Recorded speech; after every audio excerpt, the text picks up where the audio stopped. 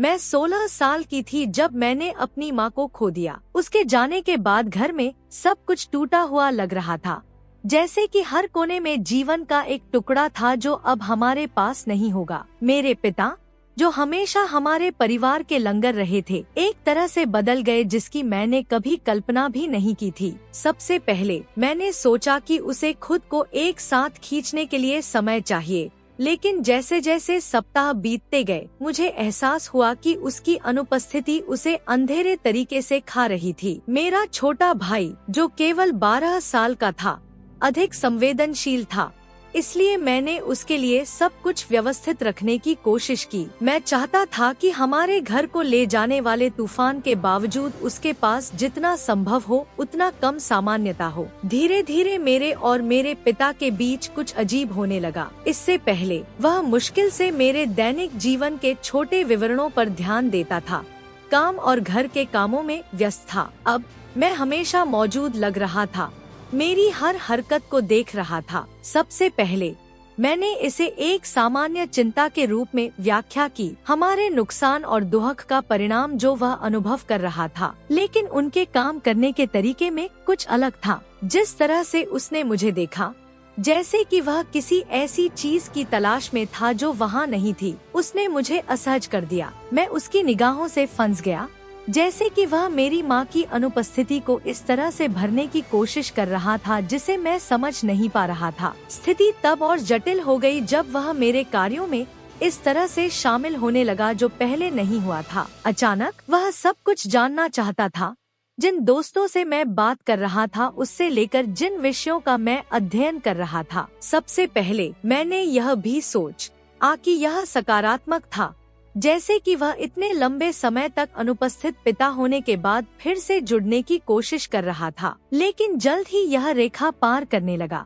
वह जानना चाहता था कि मैंने हर मिनट क्या किया, मेरे संदेशों की समीक्षा की और यहाँ तक कि मुझे अपने दोस्तों के साथ बाहर जाने के बजाय घर पर रहने के लिए मनाने की कोशिश की। मेरे भाई को इस नए गतिशील के वजन का एहसास हुआ और जब भी मेरे पिता हमारे बहुत करीब हो गए, मैंने उनकी असुविधा पर ध्यान दिया। यह एक रात थी जब मैं देर से रुका था, एक परीक्षण के लिए समीक्षा कर रहा था कि मुझे लगा कि स्थिति वास्तव में कैसे बदल गई थी। मैं स्टडी रूम में अकेला था, लगभग आधी रात, जब मेरे पिता ने बिना कोई आवाज किए प्रवेश किया। उसने कुछ नहीं कहा, बस वहीं खड़ा रहा, दरवाजे के खिलाफ झुकाव, मुझे एक नजर से देख रहा था जिसे मैं समझ नहीं सकता था। मुझे अपनी रीढ़ की हड्डी में ठंडक महसूस हुई, उदासी और भय का मिश्रण। वह कुछ मिनटों के लिए वहाँ खड़ा था और मुझे पता था कि वह ठीक नहीं था, लेकिन मैं उस निरंतर और एक ही समय में घुटन उपस्थिति की आवश्यकता को समझ नहीं सका।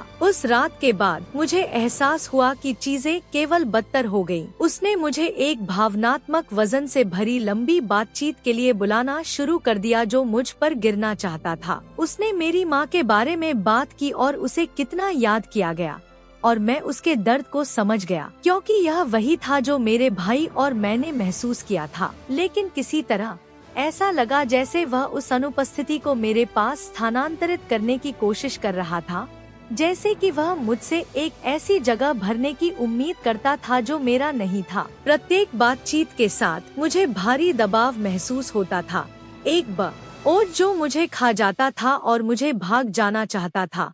लेकिन मैं उस स्थिति में अपने भाई को असहाय नहीं छोड़ सकता था। वह सिर्फ एक बच्चा था और मुझे पता था कि वह सुरक्षित महसूस करने के लिए मुझ पर भरोसा कर रहा था। एक समय ऐसा आया जब यह स्थिति अस्थिर हो गई। मुझे लगा कि अगर मैंने कुछ नहीं किया तो मेरे पिता और भी गहरे डूब जाएंगे और हम दोनों को अपने साथ ले जाएंगे। मैंने तब फैसला किया कि मुझे कार्रवाई करने की जरूरत है, और पहली चीज जो मैंने की वह स्कूल में एक शिक्षक के लिए खुली थी जिसे मैं हमेशा करीब और भरोसेमंद था। मैंने स्थिति को ध्यान से समझाया, अपने पिता की छवि को धूमिल नहीं करना चाहता था, लेकिन यह स्पष्ट कर रहा था कि मेरा भाई और मैं भावनात्मक रूप से भारी और किसी तरह से असुरक्षित वातावरण में रह रहे थे। उसने सब कुछ बहुत शांति से सुना और अंत में मुझे आंखों में देखा और कहा कि मैं इसमें अकेला नहीं था। उनके समर्थन से मैंने महसूस किया कि मेरे भीतर एक नया साहस उभर रहा है। उसने सुझाव दिया कि मैं अपने पिता को दुख से निपटने में मदद करने के लिए एक पेशेवर की तलाश करता हूँ। कोई ऐसा व्यक्ति जो मेरे और मेरे भाई के लिए एक सुरक्षित वातावरण बनाए रखते हुए उनके द्वारा अनुभव किए जा रहे नुकसान की गहराई को समझ सके। मुझे पता था कि उसे मनाना एक चुनौती होगी, लेकिन मुझे कोशिश करनी पड़ी। उसी हफ्ते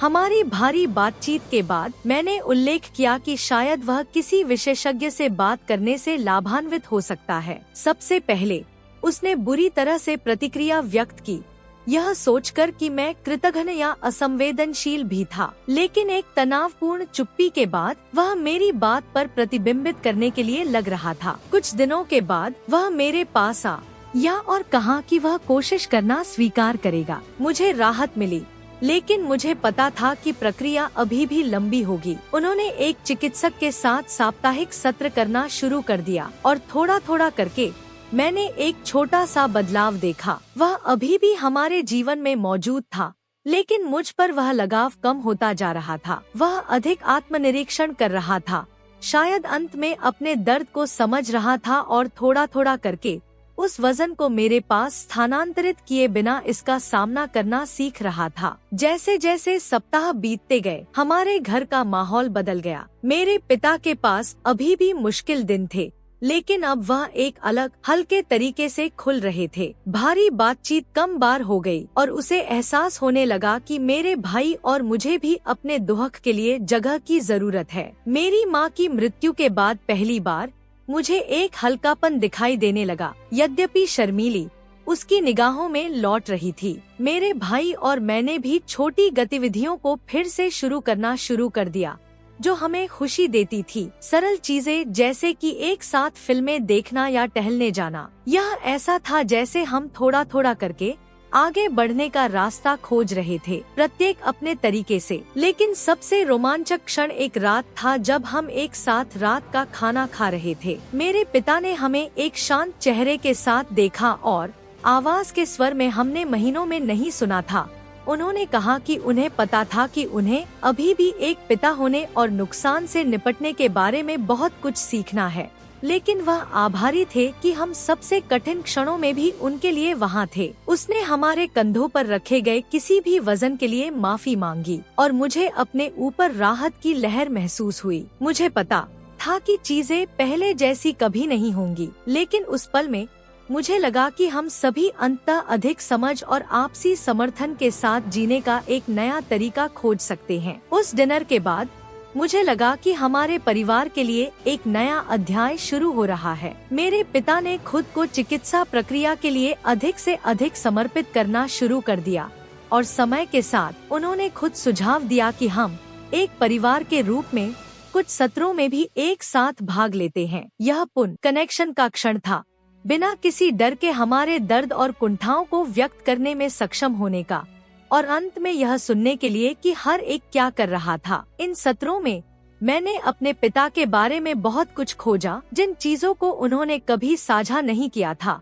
भय और असुरक्षाएं जो उन्होंने युवा होने के बाद से भी की थी। वह आंकड़ा जो कभी इतना अडिग था अब अधिक मानवीय और करीब लग रहा था। आज पीछे मुड़कर देखता हूँ तो मैं देखता हूँ कि इस अनुभव ने हमें कितना बदल दिया। मेरा भाई जो एक बार बहुत दूर लग रहा था अब मजबूत और अधिक आत्मविश्वास है, और मुझे लगता है कि मैं इस तरह से परिपक्व हो गया हूँ कि शायद अन्य परिस्थितियों में नहीं होता। हमारे पारिवारिक बंधन का पुनर्निर्माण किया गया था, लेकिन एक अलग, अधिक ठोस और सच्ची नींव के साथ। और यद्यपि हम अभी भी हर दिन अपनी माँ को याद करते हैं, अब हमें यकीन है कि हम इस रास्ते पर एक साथ हैं। मैंने सीखा कि दुख कुछ ऐसा नहीं है जिसे जल्दी से हल किया जाता है, लेकिन समर्थन और समझ के साथ अकेले सभी वजन उठाए बिना आगे बढ़ने के तरीके खोजना संभव है। अगर इस कहानी ने आपको छुआ है तो चैनल को सब्सक्राइब करना,